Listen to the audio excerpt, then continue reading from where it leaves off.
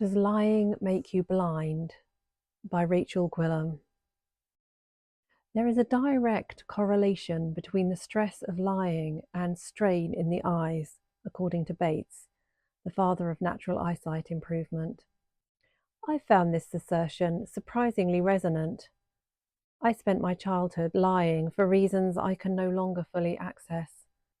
Although I was an early reader and natural academic, from the outset of my schooling, I found school tests extremely stressful. I would hide from my parents' upcoming spelling or maths tests and keep secret the results, even if they were good. The opprobrium of feeling such anxiety, the feeling of being judged, or some other incomprehensible reason, compounded the overall tension in my system. At the age of 11, I vividly recall lying in bed and noticing that I couldn't pick out the ceiling cornice clearly. Squinting and unsquinting, I could tell something was amiss. However, instead of seeking out an adult's assistance, I pushed the anxiety that I couldn't see properly as far out of reach as I could. The thought of it made me feel sick. Not so much the possibility of glasses, but something to do with the shame of it. I can still recall the feeling quality of this odious self-loathing. Some part of it must still loiter in a cranny of my psyche. I grew up in an evangelical Baptist church where the doctrines of original sin and hellfire were dished out to preschoolers as if they were Sunday treats. I digested every morsel, and my immature psyche succumbed to this poison early on.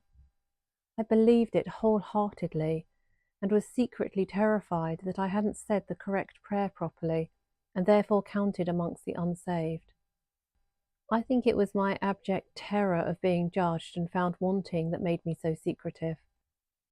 The church was a la-la land of cheery songs, clapping hands, and effusive descriptions of a loving God, which made comprehending the horror that lurked beneath well nigh impossible. Today I'd call it gaslighting. This soul-sapping diet also made me afraid of the outside world, where Satan preyed on the unsuspecting.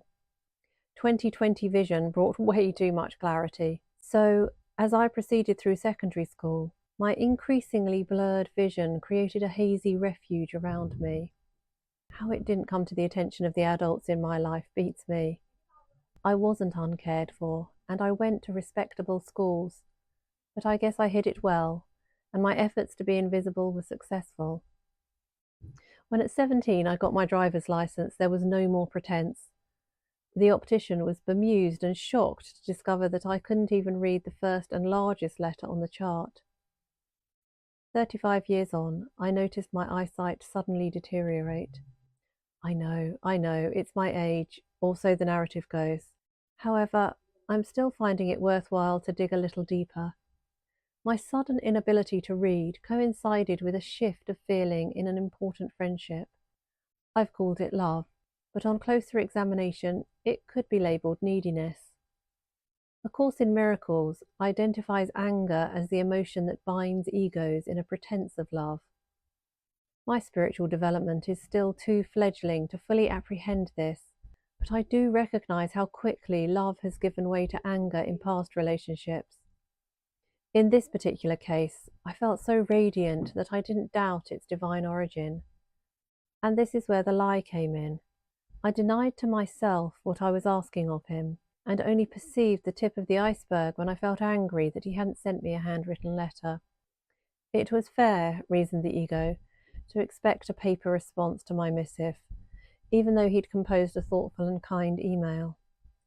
I noticed the anger more intensely on my birthday, when a card inscribed in a cursive hand didn't drop through my letterbox, and my surreptitious hope that I would ever be in possession of such a document dashed.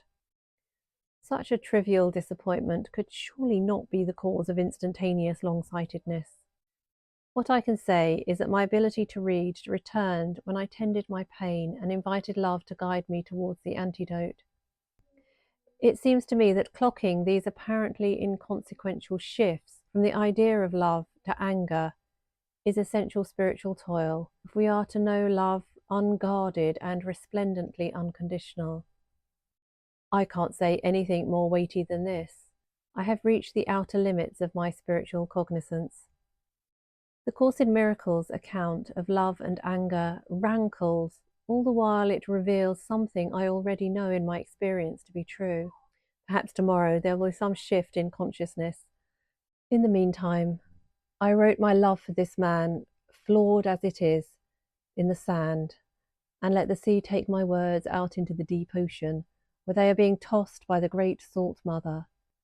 My love, my sadness, my anger, foaming and leaping on the waves, until just love remains, to be washed up on the shores of his being, asking for nothing and giving everything.